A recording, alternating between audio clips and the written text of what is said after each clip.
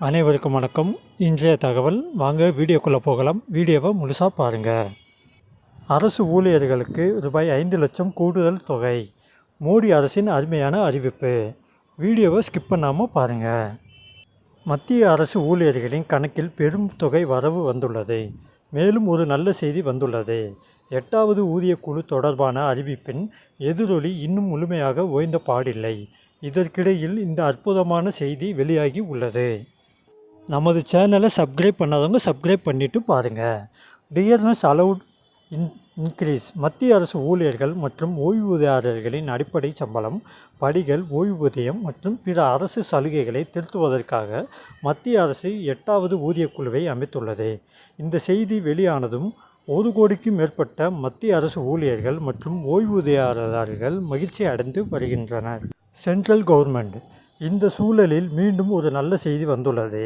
ஒவ்வொரு மத்திய அரசு ஊழியரின் கணக்கிலும் கூடுதலாக ரூபாய் 5 லட்சம் வரவு வைக்கப்படும். மத்திய அரசு ஊழியர்களின் பணிக்கொடை தொகை அதிகரிக்கப்பட்டுள்ளதாக அறிக்கைகள் தெரிவிக்கின்றன. Gratuity hike. இதுவரை இந்த தொகை ரூபாய் 20 லட்சமாக இருந்தது. ஆனால் இப்போது அது ஒரேடியாக ரூபாய் 5 லட்சம் அதிகரிக்கப்பட்டுள்ளது. ரூபாய் 20 லட்சத்திற்கு பதிலாக ரூபாய் 25 லட்சமாக உயர்த்தப்பட்டுள்ளது.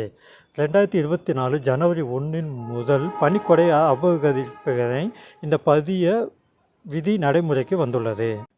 PM மோடி கடந்த ஆண்டு ஓய்வூதியம் மற்றும் ஓய்வூதியதாரர்கள் நலத்துறை ஒரு குறிப்பாணை வெளியிட்டதாக அறிக்கைகள் தெரிவிக்கின்றன. அதில் 7வது ஊதியக்குழுவின் விதிகளின்படி பணிக்கொடை அதிகரிக்கப்பட்டுள்ளதாக கூறப்பட்டுள்ளது. அரசு ஊழியர்களின் அகவிலைப்படி 50% தாண்டிய பிறகு இந்த முடிவு எடுக்கப்பட்டுள்ளது. Salary increase. பணிக்கொடை என்பது ஒரு ஊழியரின் மொத்த சம்பளத்தின் ஒரு பகுதியாகும். ஆனால் அது அவருக்கு தொடர்ந்து வழங்கப்படுவதில்லை.